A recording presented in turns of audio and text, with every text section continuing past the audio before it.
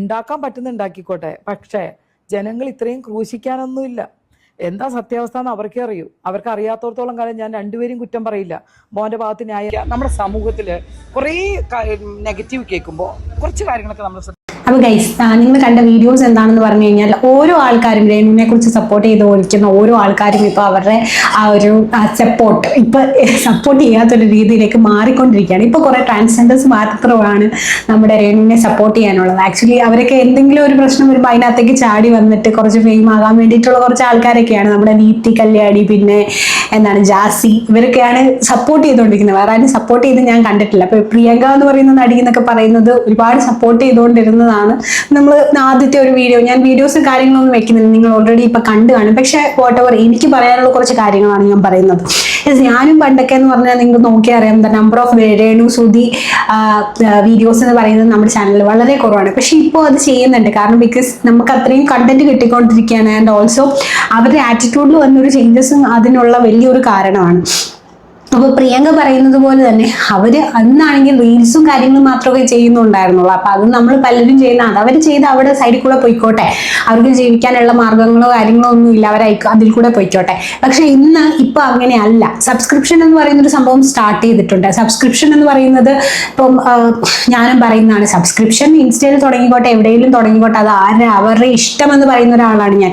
പക്ഷേ നമുക്ക് നോക്കുവാണെങ്കിൽ രേണുസുധി വന്നതിനെ പിന്നെയാണ് ഇൻസ്റ്റയിൽ സബ്സ്ക്രിപ്ഷൻ എന്ന് പറയുന്ന ഒരു സംഭവം ഉണ്ടെന്ന് പോലും നമുക്ക് അറിയാൻ പറ്റിയത്. നമ്മൾ പല സബ്സ്ക്രിപ്ഷൻസ് ഉള്ള കുറെ ആൾക്കാരെയൊക്കെ നമ്മൾ കണ്ടെത്തിയിട്ടും ഉണ്ടല്ലേ. അപ്പോൾ നമുക്ക് ഈ വൾഗർ ആയിട്ടുള്ള സംഭവങ്ങളും കാര്യങ്ങളും ഒക്കെ കാണിക്കാൻ വേണ്ടിയിട്ട് ഇൻസ്റ്റയുടെ സബ്സ്ക്രിപ്ഷൻ എന്തിന് യൂസ് ചെയ്യുന്നു എന്നാണ് എൻ്റെ ഒരു നിഗമനം, അല്ലെങ്കിൽ എൻ്റെ ഒരു ക്വസ്റ്റ്യൻ അതാണ്. കാരണം എന്താണെന്ന് വെച്ചാൽ ഇങ്ങനെയുള്ള വൾഗറസ് ആയിട്ടുള്ള കാര്യങ്ങളൊക്കെ കാണിക്കാൻ ഒരുപാട് സൈറ്റുകളും കാര്യങ്ങളും അതിനുള്ള സബ്സ്ക്രിപ്ഷൻസും സംഭവങ്ങളും എല്ലാം ഉണ്ട് അല്ലെ. ഇൻസ്റ്റ എന്ന് പറയുന്നത് ഇന്നൊക്കെ നമ്മൾ നോക്കുവാണെങ്കിൽ ഓരോ കൊച്ചു കുട്ടികളിലും യൂസ് ചെയ്യാൻ, കൊച്ചു കുട്ടികൾക്ക് പോലും ഇൻസ്റ്റയിൽ അക്കൗണ്ട് ഉണ്ട്. ഇപ്പൊ എൻ്റെ കസിൻസ് ഒക്കെ ആണെങ്കിലും 2ലും 3ലും ഒക്കെ പഠിക്കുന്ന ആൾക്കാർക്ക്, അതായത് 3-ാം 4ാം ക്ലാസ് മുതലുള്ള കുട്ടികൾക്ക് സബ്സ്ക്രിപ്ഷൻസ് ഉണ്ട്. അത് സബ്സ്ക്രിപ്ഷൻ അല്ല, സോറി, ഇൻസ്റ്റ അക്കൗണ്ട് ഉണ്ട്. അപ്പോൾ അവർക്കെന്ന് പറയുമ്പം പണ്ടൊക്കെ എന്ന് പറഞ്ഞാൽ നമുക്കറിയാം ഈ ഗെയിം ഒക്കെയാണ് നമ്മൾ പൈസ അടിച്ച് ചെയ്തുകൊണ്ടിരുന്നത്. അപ്പോൾ അന്ന് നമ്മൾ പറയും കുട്ടികളെ നമുക്ക് എന്തുകൊണ്ട് ശ്രദ്ധിച്ചുകൂടാ, അല്ലെങ്കിൽ കുട്ടികളുടെ കയ്യിൽ എവിടെ നിന്നാണ് പൈസ. പക്ഷെ എവിടുന്നെങ്കിലും ഇത് ഒപ്പിച്ച് ഇത് ഗെയിം കളിക്കും കുട്ടികൾ അല്ലെ. അപ്പം അതുപോലെ തന്നെ ഈ സബ്സ്ക്രിപ്ഷൻ എന്ന് പറയുമ്പം നമ്മളെക്കാളും ഒരു ക്യൂരിയോസിറ്റി കുട്ടികൾക്കാണ് ഇതിനകത്ത് എന്താണ് നടക്കാൻ പോകുന്നത്. ഈവൻ രേണു സുധീനെ പോലുള്ള ഒരാളെന്ന് പറഞ്ഞു കഴിഞ്ഞാൽ നമുക്കറിയാം, നമ്മൾ ഫോൺ എടുത്തു കഴിഞ്ഞാൽ ഓരോ ഓൺലൈൻ ചാനൽസിലും ഇങ്ങനെ ഇവരുടെ വീഡിയോസ് വന്നുകൊണ്ടിരിക്കുകയാണ്. അപ്പൊ ഇവർ സബ്സ്ക്രിപ്ഷൻ തുടങ്ങി എന്നുള്ളത് ഭയങ്കര രീതിയിൽ എല്ലാവർക്കും അറിയാവുന്ന കാര്യമാണ്. അപ്പം ഓരോ കുട്ടികളും എന്ത് ചെയ്യും, എങ്ങനെയെങ്കിലും 299 രൂപയല്ലേ ഉള്ളൂ, എന്തെങ്കിലുമൊക്കെ കള്ളം പറഞ്ഞ് ആ സംഭവം വാങ്ങിച്ച് സബ്സ്ക്രൈബ് ചെയ്ത് ഇവർ കാണുന്നു.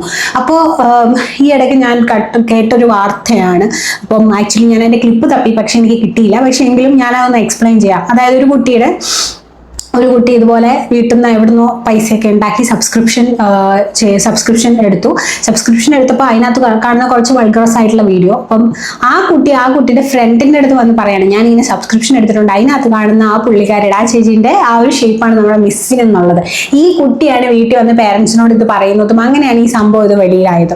ആക്ച്വലി അപ്പം നോക്കുക, അതായത് അതങ്ങനെയാണ്. അപ്പം നമ്മൾ പലപ്പോഴും അങ്ങനെയൊക്കെ കാണുന്ന കുട്ടികൾ സ്വന്തം അമ്മേനെ, അനിയത്തീനെ, ചേച്ചീനെയൊക്കെ ആ ഒരു രീതിയിലേക്ക് കാണും. കാരണം അവർക്ക് തെറ്റേതാണ് ശരിയേതാണ് എന്താണ് കാര്യം എന്നൊന്നും അറിയാത്തൊരു സംഭവമാണ്. അപ്പം അതുകൊണ്ട് ഞാൻ പറയുന്നത് ഇൻസ്റ്റ എന്ന് പറയുന്നത് ഒരു കൊച്ചു കുട്ടികളും മുതൽ വലിയ ആൾക്കാർ വരെ യൂസ് ചെയ്യുന്ന ഒരു സംഭവമാണ്. സോ ഇങ്ങനെയുള്ള വൾഗറസ് ആയിട്ടുള്ള സംഭവങ്ങൾ കാണിക്കാൻ വേണ്ടിയിട്ട് ഇൻസ്റ്റ സബ്സ്ക്രിപ്ഷൻ യൂസ് ചെയ്യാതിരിക്കുക. പിന്നെ ഇവിടെ പ്രിയങ്ക പറയുന്ന കുറേ കാര്യങ്ങളുണ്ട്. അതായത് പ്രിയങ്കയ്ക്ക് 18 വയസ്സുള്ള ഒരു മോനാണുള്ളത്.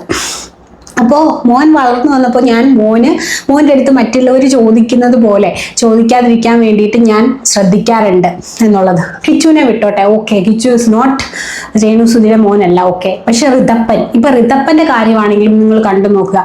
ഇപ്പോൾ ഈ മറ്റേ ഷഫീന ബീബിയുമായിട്ടുള്ള അടിയും കാര്യങ്ങളും ഒക്കെ ഉണ്ട്. അപ്പോൾ ഷഫീന ബീബി പറയുന്നുണ്ട് ഋതപ്പൻ്റെ അച്ഛൻ്റെ മോനല്ല, അതുകൊണ്ട് DNA ടെസ്റ്റ് നടത്തണം എന്നുള്ളത്. അത് വളർന്നു വരുമ്പോൾ ആ കുട്ടി കാണുമ്പോൾ അതിൻ്റെ ഒരു അവസ്ഥ എന്താണ്, ഈ പുള്ളിക്കാരിനെ കൊണ്ടൊക്കെ ഇങ്ങനെ പറയിപ്പിക്കുന്നത് ആരാണ്? രേണുസുതിയാണ് അല്ലെ.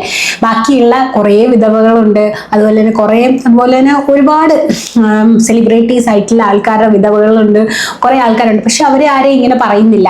ആൻഡ് പ്രിയങ്ക പറയുന്ന ഒരു വലിയൊരു പോയിന്റ് ഉണ്ട്. അതായത് അന്ന് അവർക്ക് എന്താ പറയാ ഫേസ് വാല്യൂ കാര്യങ്ങളൊന്നും ഉണ്ടായിരുന്നു. പക്ഷെ ഇപ്പോൾ ഉള്ളപ്പോൾ എന്തുകൊണ്ട് സബ്സ്ക്രിപ്ഷൻ എടുത്തു ഇങ്ങനെ എടുത്തു എന്നാണ് ചോദിക്കുന്നത്. ശരിയാണ്, സബ്സ്ക്രിപ്ഷൻ എടുക്കണമെങ്കിൽ എടുത്തോളുക, അതിൻ്റെതായിട്ടുള്ള പ്ലാറ്റ്ഫോമിൽ പോയി എടുത്തോളുക, എന്നിട്ട് ന്യൂഡായിട്ട് കാണിക്കുക, അല്ലാതെ കാണിക്കുക, എന്ത് വേണമെങ്കിലും ചെയ്തോളുക. സോ ബട്ട് ഇൻസ്റ്റ എന്ന് പറയുന്ന ഒരു പ്ലാറ്റ്ഫോമിലൂടെ കാണിക്കാതിരിക്കുക. ആൻഡ് ഇൻസ്റ്റ ഇതിനെതിരെ വരണം എന്നാണ് ഞാൻ പറയുന്നത്. കാരണം ഞാൻ ഓൾറെഡി പറഞ്ഞു കഴിഞ്ഞു, അതുകൊണ്ടാണ്, ആ ഒരു റീസൺ കൊണ്ട് മാത്രമാണ്. പിന്നെ ഈ ഋതപ്പനെ കുറിച്ച് ഞാനിപ്പോൾ പറഞ്ഞു വന്നു. ഋതപ്പന്റെ DNA വരെ ടെസ്റ്റ് ചെയ്യണം. വളർന്നു വന്നു കഴിയുമ്പോൾ ഈ കുട്ടി ഇത് കണ്ടു കഴിയുമ്പോൾ ആ കുട്ടിയുടെ മാനസികാവസ്ഥ ഒന്ന് കണ്ട്, ഇപ്പം അവനൊന്നും മനസ്സിലാവാത്ത പ്രായമായിരിക്കും, പക്ഷെ വളർന്നു വന്നു കഴിയുമ്പോൾ ഇങ്ങനെയൊന്ന് അറിഞ്ഞു കഴിയുമ്പോൾ മാനസികാവസ്ഥ എന്താണ്. ഇപ്പം DNA ടെസ്റ്റ് നടത്തി പോസിറ്റീവ് ആണെങ്കിൽ കൂടിയും. ആൻഡ് ഷഫീന ബീബി ഇപ്പം ഇത് പറയുന്നുണ്ട്, അതിനെന്തായാലും ഞാൻ മുതിരാൻ പോകുന്നില്ല, എന്തായാലും സുധിയുടെ കല്ലറയൊന്നും പൊക്കേണ്ട ആവശ്യമില്ല, അമ്മയുടെയോ DNA അല്ലെങ്കിൽ നമ്മുടെ കിച്ചുവിന്റെ DNA എന്തെങ്കിലുമൊക്കെ എടുത്ത് ടെസ്റ്റ് ചെയ്ത് കഴിഞ്ഞാൽ നടക്കും എന്നുള്ള രീതിയൊക്കെ പറയുന്നുണ്ട്, ഷഫീന പറയുന്നുണ്ട്. അപ്പോൾ രേണുവിനെ ഇത്രയും ആൾക്കാർ ചുറ്റിലും നിന്ന് രേണുവിനെ പറയാനായിട്ടുള്ള ഒരു കാരണം എന്താണെന്നറിയാമോ? സെയിം റീസൺ ആണ് എല്ലാവരും പറയുന്നത്. കാരണം എന്താണെന്ന് വെച്ചാൽ നമ്മൾ ഏതൊരു ഓൺലൈൻ ചാനൽ എടുത്ത് നോക്കിക്കഴിഞ്ഞാലും അതിനകത്ത് എല്ലാം രേണുവാണ്. ആൻഡ് രേണു പറയുന്നുണ്ട്, രേണു ഒരിക്കലും കാശ് മുടക്കി വിളിക്കുന്നു അങ്ങനെയൊന്നുമല്ല. പക്ഷെ കുറെ ഫ്രണ്ട്സ് ആയിട്ട് കുറെ ആൾക്കാരുണ്ട്. എനിക്ക് തോന്നുന്നു രേണുവിന്റെ പുറകെ പോകാൻ വേണ്ടി തന്നെ ഈ നീലക്കുയിലും ഇവരും ഒക്കെ കുറെ ആൾക്കാരെ തന്നെ വിട്ടിട്ടുണ്ടെന്ന് തോന്നുന്നു.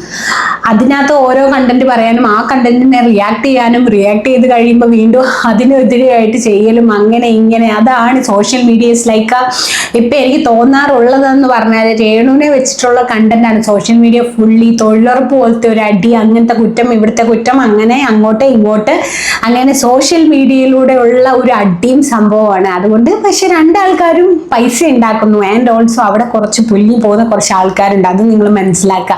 വളർന്നു വരുന്ന കുട്ടികളെന്ന് പറയുന്നത്. സോ ഈ സബ്സ്ക്രിപ്ഷൻ എന്ന് പറയുന്ന സംഭവമൊക്കെ കുറച്ച് മാക്സിമം ഒന്ന് നിർത്തലാക്കുന്നത് വളരെ നന്നായിരിക്കുമെന്ന് എനിക്കും തോന്നുന്നു. ആൻഡ് ഇപ്പൊ പ്രിയങ്കയുടെ കാര്യങ്ങളാണെങ്കിൽ തന്നെ പലവരും പറയുന്നുണ്ട്, അന്ന് ഈ ഒരു അഭിപ്രായമായിരുന്നു, ഇന്ന് ഈ ഒരു അഭിപ്രായമായിരുന്നു. പക്ഷെ പലവർക്കും രേണു സുധീനെ കുറിച്ചുള്ള അഭിപ്രായം മാറിക്കൊണ്ടിരിക്കുന്നു. പോസിറ്റീവ് പറഞ്ഞവരൊക്കെ നെഗറ്റീവ് പറയുന്നു.